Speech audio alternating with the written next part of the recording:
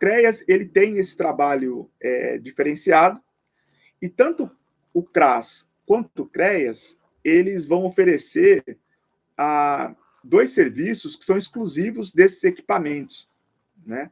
E aí eu quero falar assim, de forma assim, muito simplificada aqui, que é importante que todos tenham esse conhecimento, né? Que é o PAIF e o PAEF, né? Tanto o PAIF quanto o PAEF, eles têm um trabalho de fortalecimento de vínculos, né, da função protetiva, relacional de famílias e indivíduos, né? Então, ele pode se dar de várias maneiras, né? Tem um padrão de orientação em relação a essa oferta, mas normalmente ele se dá de forma coletiva, né? Então, as pessoas vão até o equipamento, tem experiências, por exemplo, de que o PAIF ele é gerenciado pelo CRAS, mas ele é ofertado fora, no território, né, no espaço de uma organização social também. Ele pode mapear o macro território, né, de abrangência, e micro territórios também, buscando trazer uma proximidade maior ali.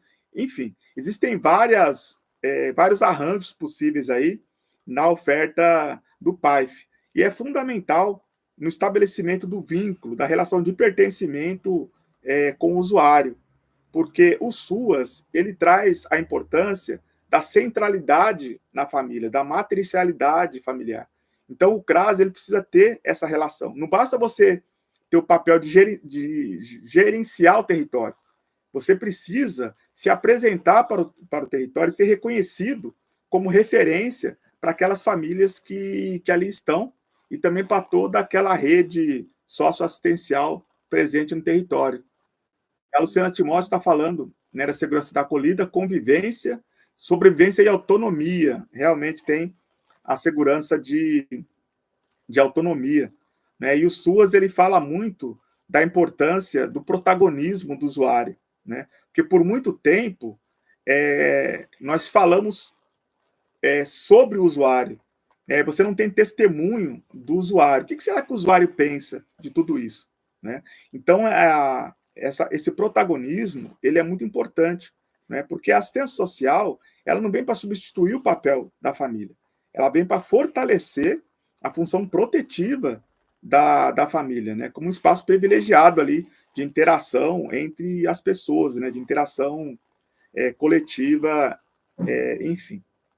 Bem, então eu fiz essa breve apresentação, né, dessa mudança trazida pela PNAS 2004, da criação, então, da organização das proteções básica e da proteção social de média e alta complexidade. Mas o que é a média e o que é a alta, né? O CREAS ele é um equipamento de média complexidade. Dentro da média complexidade estão, por exemplo, a questão da abordagem, a abordagem de rua, né? Não só para as pessoas que estão em situação de rua, mas para os casos de trabalho infantil, de abuso sexual. Tanto que o CREAS ele precisa ter no mínimo 4 profissionais de ensino médio ou ensino superior que têm esse trabalho de abordagem social. Em alguns municípios, tem a implementação do Centro Pop, né, do Pop Rua, enfim. Ou pode ser conveniado um serviço de atendimento à população em situação de rua, mas a coordenação, a referência é o CREAS. Inclusive, muita gente não sabe, mas o CREAS ele pode ser usado como espaço de referência de endereço para as pessoas que estão em situação de rua. Porque a pessoa que está em situação de rua, como é que você encontra uma pessoa que está na rua? Ela pode dizer, olha, o meu endereço é o CREAS. E através do CREAS, né, porque normalmente é um público referenciado no CREAS, esse indivíduo ele pode ser localizado, né? E aí eu quero falar também aqui, e aí eu estou trazendo essa reflexão porque é um ano de conferência, né? Então o ciclo das conferências municipais já passou, né? terminou agora o mês de julho, e a partir do mês de agosto começam o ciclo das conferências estaduais. E eu continuo sentindo falta da presença do usuário nas conferências. O usuário ainda não consegue chegar, né? Eu tive uma experiência assim, muito exitosa na cidade de Suzano, que eu sempre falo dessa experiência. Não foi possível reeditar essa experiência, mas eu acho que é importante valorizar quando ela acontece, né? Na Conferência Municipal de Assistência Social na cidade de Suzano, eu participei, eu acredito que foi a de 2019, eu acho que foi de 2019, tinha 300 participantes. Desses 300 participantes, mais de 100 eram usuários de várias localidades. Porque naquele momento, a cidade criou um fórum municipal de usuários do SUAS. Gente, essa experiência é fantástica, ela precisa ser experimentada. E quando a gente fala de protagonismo, você fala também de uma forma de organização desse segmento, né? Através de um fórum, ou através de uma forma que essas pessoas possam se encontrar e discutir as suas demandas. Nós não estamos falando da tutela do usuário. Esse período de tutelar o usuário, ele já passou, né? Então, e demorou passar. Então, o nosso papel é de fortalecer o usuário de modo que ele possa exercer o protagonismo, inclusive o controle social, né?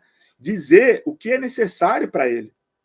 E um dos eixos temáticos era controle social, e nós não tínhamos a presença, por exemplo, na cidade de Ubatuba. Esse ano eu participei na cidade de Ubatuba, e nós não tínhamos um usuário presente dentro da conferência. E eu acabei sendo chato, insistindo na ideia de que nós deliberássemos pela criação ou da promoção do Fórum dos Usuários. Eu não digo criação, porque isso deve ser um movimento do usuário, mas de que a partir da gestão pública se fizesse um trabalho de motivação para que o usuário se organizasse, né, que tivesse um fórum de usuários e tivesse uma estrutura de apoio, de retaguarda para que ele acontecesse. Mas, enfim, nós conseguimos que essa proposta passasse na conferência de Ubatuba e agora estamos contando aí com a implementação.